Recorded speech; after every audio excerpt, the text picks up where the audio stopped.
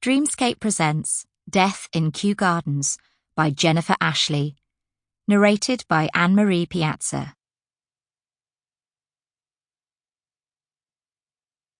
Chapter 1. September 1881.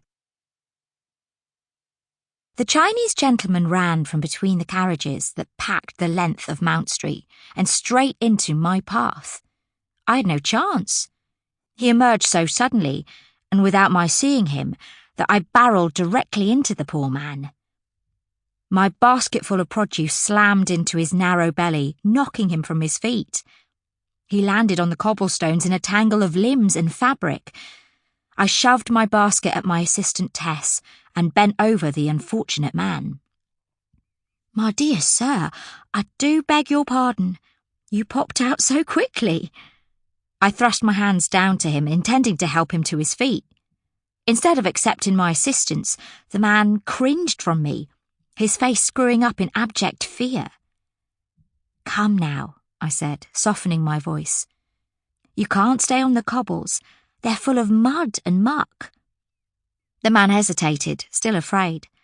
So I firmly took hold of him and hauled him to his feet.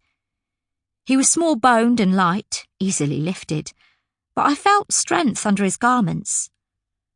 Once he was standing upright, I saw that he was a few inches taller than I, dressed in a silk robe that fell to his feet, the sleeves so wide his hands would disappear if he folded them together. His round cap had fallen to the ground, revealing a head that was quite bald from forehead to the top of his skull. As though to make up for the lack of hair in front, a thick braid hung down his back to his knees, and a beard curled to his chest. His robes were a deep blue, with birds and vines embroidered on the hem in rich yellow and green. The colours were muted from dust, rain, and London grime, but the garment must have once been lovely. The Chinese gentleman finally lost his agitation and looked at me directly.